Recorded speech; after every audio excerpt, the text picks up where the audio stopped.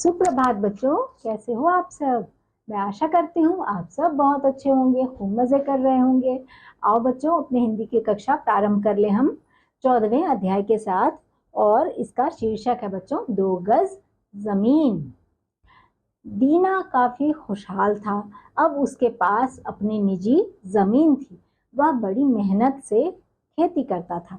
अपनी लहलहाती फसल को देखकर उसका मन हर्ष से भर जाता था। हर्ष यानी बच्चों खुशी। हाँ, उसको अपने खेती को लहलहाती जब फसल उसमें देखता है, अपने खेतों को देखकर उसका मन काफी खुशी से भर जाता था। परंतु वह अपने पड़ोसियों से परेशान था। पड़ोसी अपने जानवर उसके खेतों में चरने के लिए छोड़ देते थे, जिससे उसको बड़ा नुकसान होता था। वह बड़ी विनम्रता से पड़ोसियों को समझाता, किंतु उन पर कोई प्रभाव न पड़ता था। जब उससे नुकसान सहा न गया बच्चों, तब उसने अदालत में अर्जी दी। परिणाम यह हुआ कि 2-3 किसानों पर जुर्माना हो गया और वे दीना से बैर मानने लगे। जब पहले उसने नम्रता के साथ पड़ोसियों को कहा कि अपने जानवर मेरे खेतों में ना छोड़ो, तो वो लोग माने नहीं, अनसुना कर देते थे। जब उसने अदालत में अर्जी दी, तब उन तीनों किसानों पर क्या हुआ बच्चों, जुर्माना हो गया। तो वो लोग उससे बैर रखने लगे, मतलब गुस्सा हो गए। गांव में दीना के पास सबसे अधिक जमीन थी। वह सबसे अधिक संपन्न किसान था बच्चों, परंतु पड़ोसियों से मनमुटाव के कारण लोकप्रिय नहीं रह गया। अब वो लोकप्रिय नहीं रह गया था बच्चों। जैसे पहले सब उसको प्यार करते थे, क्योंकि अपनी मनमानी कर पा रहे थे। और जब से उसने अदालत में अर्जी दी, तो तब से सब उससे मतलब उतना लोकप्रिय नहीं रहा, गुस्सा रहने लगे लोग। लोग उसको पहले जैसा सम्मान नहीं देते थे। यह भी सुना जाने लगा कि उससे बैर मानने वाले उसके घर में आग लगाने की योजना बना रहे थे। यह भी सुना जाने लगा कि उससे बैर मानने वाले उसके घर में आग लगाने की योजना बना रहे हैं। तो बच्चों, एक दिन दीना अपने घर के बाहरी दालान में बैठा था। एक परदेसी किसान उसके घर के सामने से निकला। उसने दीना को बताया कि वह सतलुज नदी के पास से आ रहा है। वहां एक नई बस्ती में हर बसने वाले को 20 एकड़ जमीन मुफ्त मिल रही है। वह जमीन वहां की जमीन से बहुत अधिक उपजाऊ है। वहां खेती करने वाला किसान बहुत जल्दी उन्नति करता है और धनवान हो जाता है। दीना अपने गांव के लोगों के व्यवहार से असंतुष्ट तो था ही। एक दिन गांव छोड़कर परिवार के साथ उस स्थान पर पहुंच गया जिसकी चर्चा परदेसी किसान ने की थी। एक बड़े गांव की पंचायत में सम्मिलित होकर उसने जमीन का पट्टा प्राप्त कर लिया। पंचायत ने उसे और उसके परिवार के लिए 100 एकड़ जमीन उसे दे दी। वह मेहनत से खेती करने लगा। वह पहले से अधिक संपन्न हो गया। उसने अपना नया मकान बनवा लिया और बहुत से जानवर भी खरीद लिए बच्चों। दीना जो था बच्चों, वो आराम से रहता था और अपनी सफलता पर गर्व करता था। कुछ दिनों में वह अपने उस संपन्नता के जीवन का अभ्यस्त हो गया और अनुभव करने लगा कि उसकी जमीन पर्याप्त नहीं है।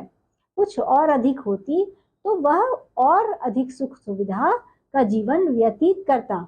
यह मनुष्य का स्वभाव है कि उसको जितना सुख मिलता है, वह उससे अधिक सुख प्राप्त करने की कामना करने लगता है ना बच्चों। कुछ दिन बाद एक सौदागर दीना के घर में आकर ठहर गया। कुछ दिन के बाद एक सौदागर दीना के घर आया और उसके घर में ठहर गया। दीना सौदागर से बातचीत करने लगा।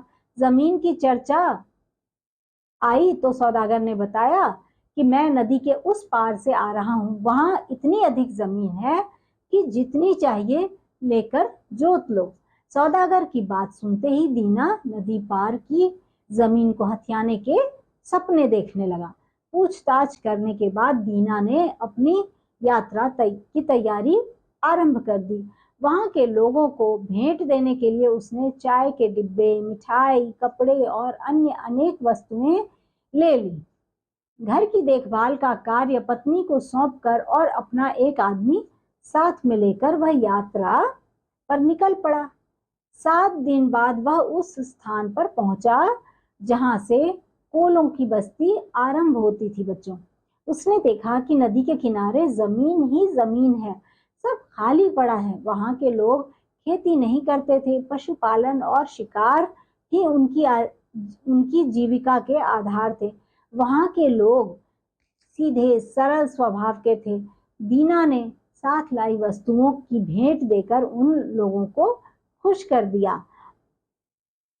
दीना ने साथ लाई वस्तुओं को भेंट देकर उन लोगों को खुश कर लिया और दुभाषिए के द्वारा अपने वहां पहुंचने का उद्देश्य बता दिया।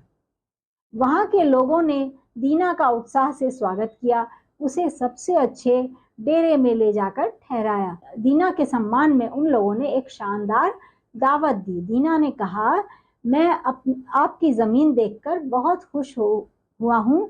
हमारे यहाँ जमीन की कमी है और वह आपकी तरह उपजाऊ भी नहीं है। इसी समय एक आदमी रोएदार बड़ी टोपी लगाए वहां आया। सब उसके सम्मान में खड़े हो गए। दुभाषिए ने बताया कि यही हमारा सरदार है। दीना भी उसके सम्मान में खड़ा हो गया। उसने तुरंत अपने सामान में से बढ़िया बढ़िया भेंट की चीजें निकाली और सरदार को अर्पित की। सरदार ने दीना की भेंट सहर्ष स्वीकार कर ली। लोगों ने सरदार को दीना के आने का उद्देश्य बता दिया। सरदार ने अपने साथियों की बातें सुनकर दीना से कहा, हमारे यहाँ जमीन की कमी नहीं, जितनी चाहो उतनी जमीन अपनी पसंद की ले लो। फिर बच्चों, दीना ने कहा, मैं चाहता हूं कि मैं जो जमीन लूं, कस्बे की अदालत में उसकी पक्की लिखा पढ़ी हो जाए। जब सरदार ने दीना की यह शर्त मान ली, तब दीना ने पूछा, जमीन किस भाव मिलेगी? 1000 रुपए प्रतिदिन, सरदार ने उत्तर दिया। दीना चकित हुआ, बोला, मेरी समझ में नहीं आया, एक दिन का यह कैसा हिसाब है?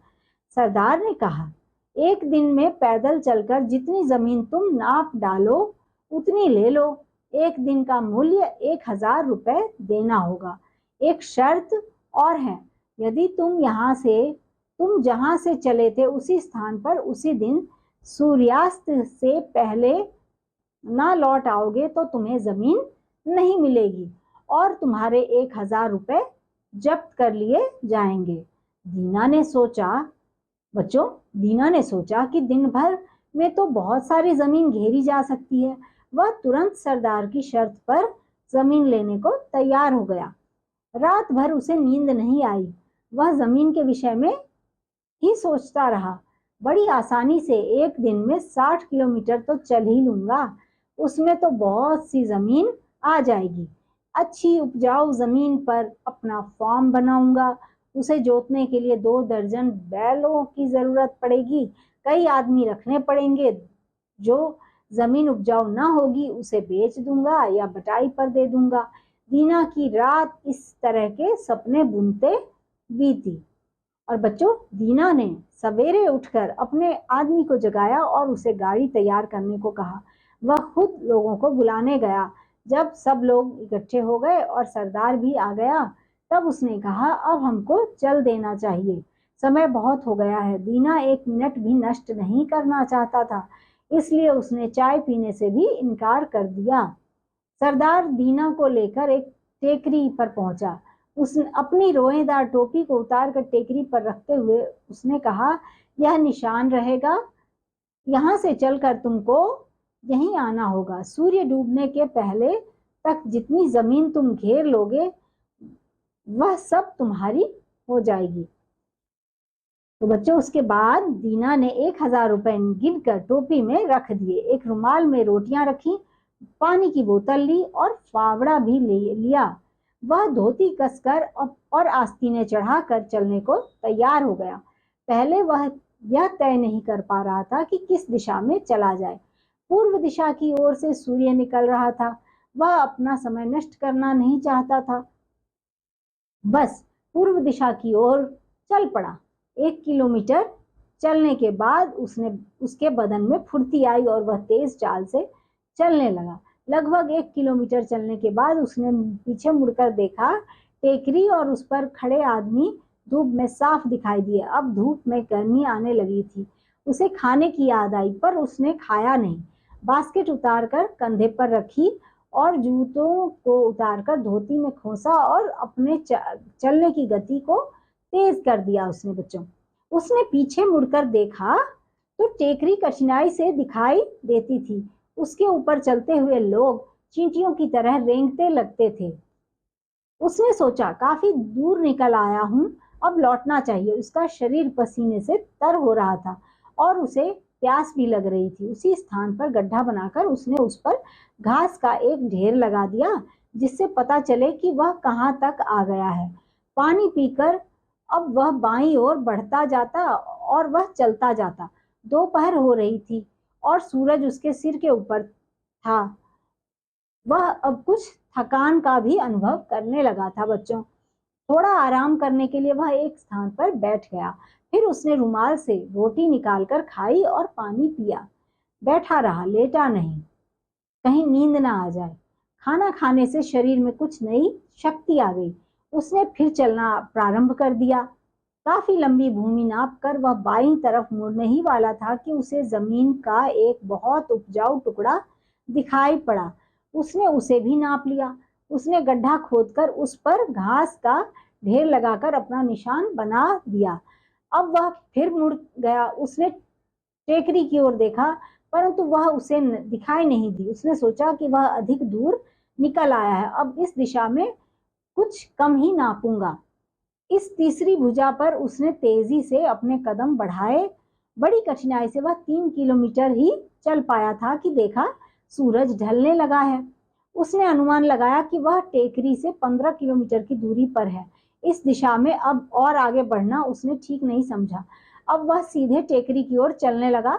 यहाँ पर भी उसने गड्ढे पर घास का ढेर बनाकर निशान लगा दिया था। अब दीना इतना थक चुका था कि उसके लिए आगे चलना कठिन हो रहा था।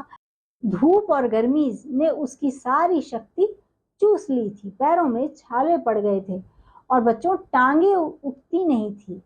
सूरज ढल रहा था इसलिए आराम कर लेने के लिए भी समय नहीं था। फिर भी वह तेज चाल से आगे बढ़ रहा था बच्चों। उसने बास्केट, टोपी और जूते सब फेंक दिए। उसकी सांस फूल रही थी। बार बार यही सोचता था कि सूरज डूबने से पहले टेकरी पर कैसे पहुंचूंगा। अब वह दौड़ने लगा।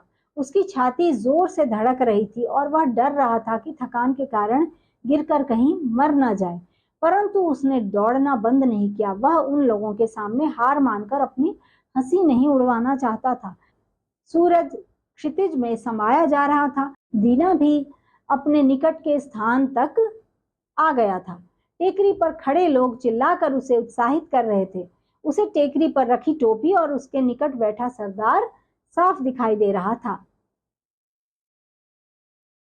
उसे टेकरी पर रखी टोपी और उसके निकट बैठा सरदार साफ दिखाई दे रहे थे।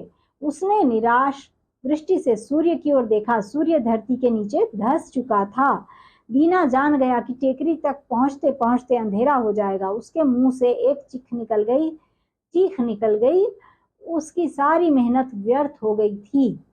टेकरी पर खड़े लोग उसे अब भी पुकार रहे थे। वे ऊंचाई पर थे और अब भी उनको सूरज दिखाई दे रहा था। दीना ने भी देखा कि टेकरी पर अभी धूप है। अपनी सारी शक्ति समेटकर उसने लंबी सांस खींची और वह टेकरी की ओर दौड़ा। टेकरी के पास वह मुंह के बल गिरा और उसके मुंह से चीख निकल पड़ी। उसके हाथ सरदार की टेकरी पर रखी टोपी तक पहुंच चुके थे। सरदार ने कहा, देखो भाई, इसने कितनी जमीन ले डाली है। दीना का नौकर दौड़कर आ गया। उसने दीना को उठाना चाहा। दीना के मुंह से खून बह रहा था बच्चों। वह मर चुका था। सरदार के आदमी दुखी भी थे और दीना पर हंस भी रहे थे। नौकर ने दीना के लिए कब्र खोदी और उसका शव वहीं दफना दिया। दीना के लिए अब केवल 2 गज जमीन ही पर्याप्त थी। तो बच्चों, इस कहानी में आपने देखा कि दीना एक किसान था पर उसमें जमीन की बहुत अधिक लाल। तो बच्चों, इस कहानी में आप मिले दीना किसान से। वो किसान तो बहुत ही अच्छा था परंतु उसके अंदर जमीन को लेकर कुछ ज्यादा ही लालच भरा हुआ था और इसी कारण उसका अंत ऐसा हुआ। तो बच्चों, इस कहानी से हम सब ने यही सीखा कि हमें लालच नहीं करनी चाहिए, है ना। तो मैं अब आपसे मिलूंगी बच्चों अगले अध्याय में, तब तक के लिए बाय।